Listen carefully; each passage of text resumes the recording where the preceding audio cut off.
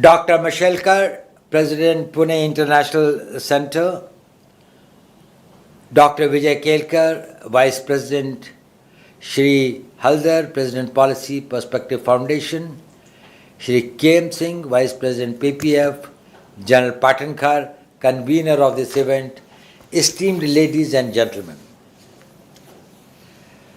At the outset, I heartily compliment the Pune International Center, Policy Perspective Foundation, the Tribune Trust for organizing the 6th annual Pune Dialogue on a very topical theme of national security preparedness in the age of disasters and pandemics.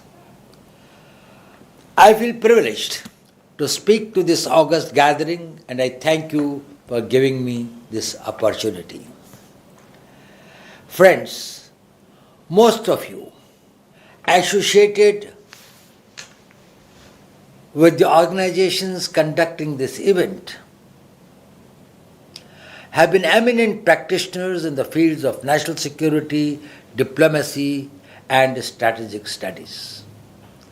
You are all well aware of the transformative changes that are taking place in the global security landscape.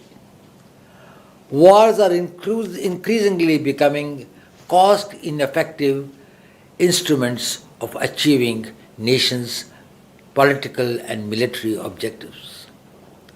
They are being substituted by what contemporary strategists describe as war by other means. Probably today, it needs to be expanded to include threats through other sources. Well, friends, the new areas of warfare have shifted from merely territorial frontiers to the civil society. The common people, their thinking, their perceptions, their health, their sense of well-being, their perception of their own governments have assumed new importance. This also includes their physical well-being and sense of physical safety and security. Cumulatively, all these elements impact on the will of the nation, which is a vital force of a nation's strength. When the civil society gets degraded, their faith in the governments and its institutions get eroded, then there is always an internal turmoil. The security doctrines of fourth generation warfare are also people-centric rather than territory-centric. The new form of warfare estimates that targeting the civil society and the people is a low-cost and sustainable option to bleed the adversary. The COVID pandemic and devastating natural disasters have the potential to impact on collective psyche of the people, their economic well-being, and instill fears about their survival. It generates social imbalances that can threaten political stability, economic growth, and even the capacity of a nation to resolutely meet its external and internal threats.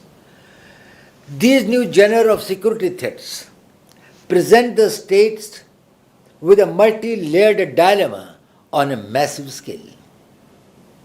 At the micro level, saving individual lives, providing medical care and support to people, ensuring supplies of food and essential commodities, maintaining law and order are just few amongst many. At the macro level, the problems include finding effective preventive and curative medicines and administering these to combat the ever-evolving new strains of viruses and ensuring smooth supply chains. A key challenge is working out strategies for growth in this environment that are sustainable and avoids environmental degradation. Protecting people from false and motivated propaganda also becomes absolutely necessary in this age of information revolution. National security planning needs to factor in all these challenges as also strategies to get maximum international cooperation. COVID-19 has brought science, data, and economic security to the center of national security planning.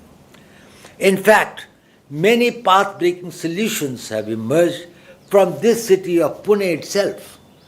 The National Institute of Virology, the Serum Institute of India, Indian Institute of Science, Education and Research, and the Center for Development of Advanced Computing have all contributed to meeting the challenges generated by the pandemic. Decisions about maintaining strategic national stockpiles, ensuring the availability and smooth supply of critical equipment and materials, and fortifying early alert frameworks have all become important elements of national security planning. The pandemic has further reinforced the need to predict threats. While biological research has legitimate scientific purposes, its dual-use applications can be misused. The deliberate weaponization of dangerous pathogens is a serious concern. This has heightened the need to build comprehensive national capabilities in biodefense, biosafety, and biosecurity. Climate change is another threat multiplier with unpredictable consequences.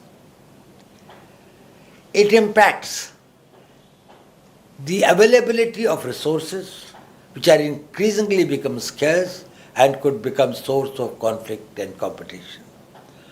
Climate change can accelerate instability and cause massive population displacements. By 2030, 600 million people in India are expected to live in the urban areas. Migrations from low-lying coastal areas in South Asia due to climatic change can add to the already stressed urban infrastructure. All these will present problems of internal security management, economic security, water and food security, just to name a few. In such an evolving national security environment, there is a need to reinvent and innovate ourselves. Rapid developments are taking place in fourth industrial revolution technologies like artificial intelligence, autonomous and unmanned systems and digital infrastructure. Social media and disinformation is adding to the complexity of national security management. A fuller integration of science and technology in all aspects of development and security has therefore become essential. Advances in science and technology will help prevent hazards from becoming disasters. The advanced technologies like prediction technologies and risk communication techniques are being applied to every facet of disaster risk reduction. Disaster and pandemics are borderless threats which cannot be combated in isolation. Today's world of high connectivity and global opportunity also makes it a world of high vulnerability. They have to evolve strategies to maximize our gains and minimize our losses. Global and regional coordination is a key factor, for which India has initiated several steps in forums like BIMSTEC, Indian Ocean Rim Association, Shanghai Cooperation Organization, and Quad. Seamless exchange of information and intelligence, sharing of experience and lessons learned, technology transfer and coordination are important for disaster management and mitigation. Well, friends, climate change, environmental degradation, and pollution are realities that threaten our very survival. Businesses and security apparatuses need to focus on disaster resilient infrastructure and preserving natural resources for our future generations.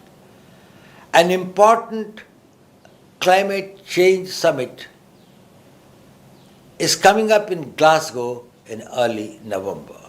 India is committed to meet its climatic goals and has already undertaken several path-breaking measures. Harmony with nature has been a cornerstone of Indian civilization.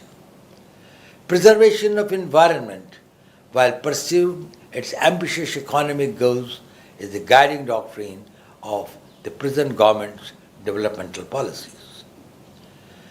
With a population of 1300 million, India's per capita greenhouse gas emission is 2.47 tons of carbon dioxide, as compared to the global average of 6.45 tons of carbon dioxide.